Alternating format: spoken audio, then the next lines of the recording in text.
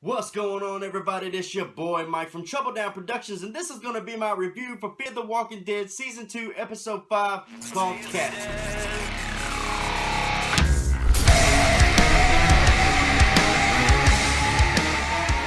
So as we know from last episode, Travis and Alicia got taken by a bunch of these crazy dudes and a pregnant woman that took over the boat in last episode. Strand, he was out in the water some down where when they shot his raft down, he tried to escape. So now he's back. They finally got him at the end of last episode. So it starts off with Alicia talking to this crazy dude named Connor, which is like the head honcho of the whole thing. Now, dude seems like he's got a good sense of survival about him. I mean, it's just wrote in the script for us to hate him because he done attacked our people. But him and Alicia are sitting there talking. He made her a steak or a pork chop or whatever the hell that was, and he was basically telling her that in a nutshell, he was saying that they want her on the boat, and she kept asking about her family. He kept deterring the question.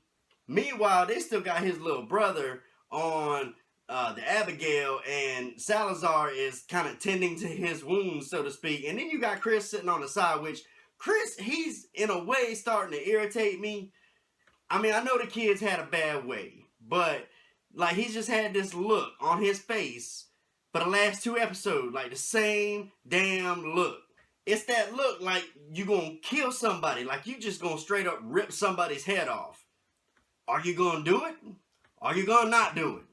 Are you gonna try to do it and fail? Either way, to me, it was just getting on my nerves. Like maybe it's just me, but just the whole time, just that smug ass look. For two episodes, dude, two damn episodes, he was giving this look, and I'm waiting on him to do some shit, and he didn't ever do it. But they got his brother in there, and dude's just straight talking shit, talking to Salazar, talking about, I'm gonna rip your daughter apart, yada, yada, yada, talking to Chris, talking about, do you like your dad, and all this bullshit.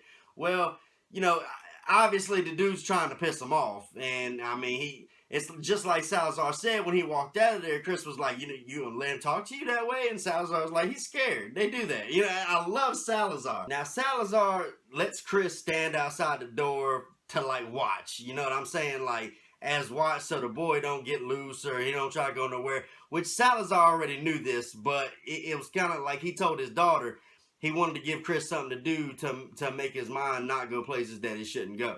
In a way, I kind of think that was a bad idea because Chris ends up shooting this cat. Like, he just straight up shot him. Which, he didn't even shoot him in the head, which he lied to people. He told him the dude was going to turn, which I guess eventually the boy probably would have turned because the boy was in a real bad way.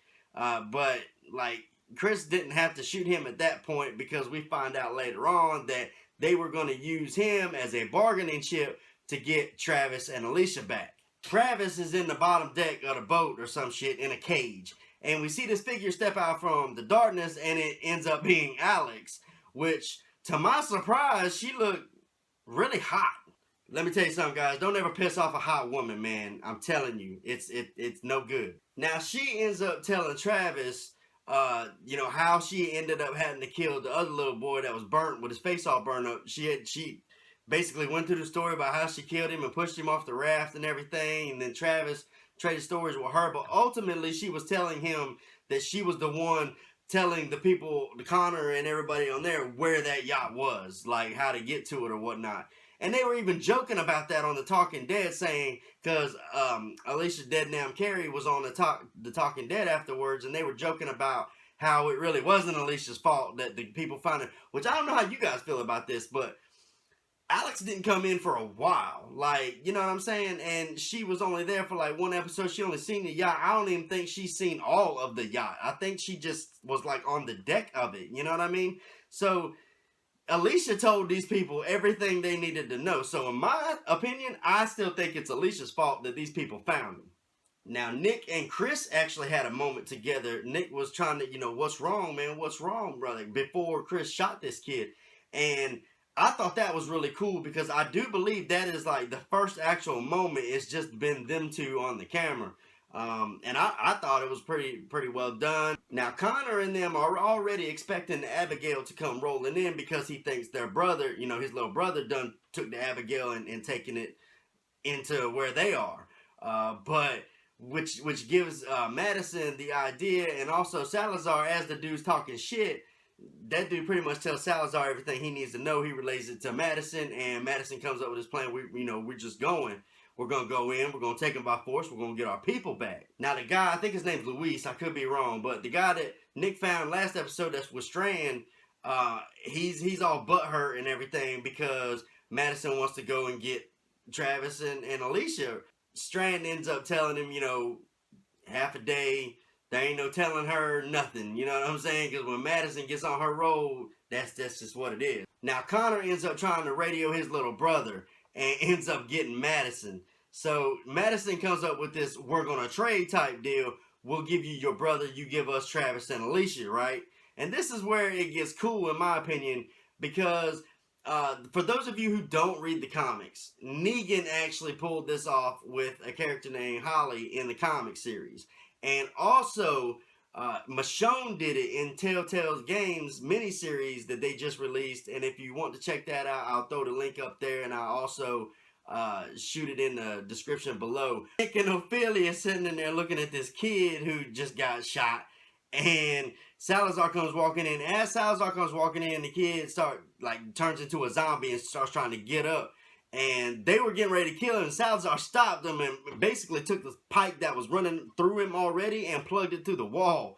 And it was just like, not yet, because Salazar had this plan, man. So Madison gets this idea, like, okay, we're just going to put a bag over his head, and we're just going to, do the trade. Well, it actually works, because they do the trade, and Madison pushes him off.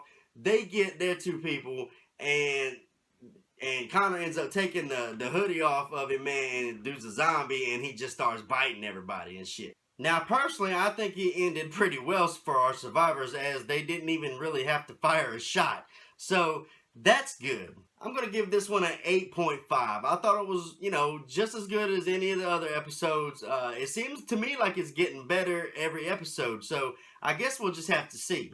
But let me know what you think in the comments section below. I always love to hear you guys' thoughts. Give the video a thumbs up if you love the reviews. I love you guys. Dead to Zombies, Trouble Down Productions. You guys rock.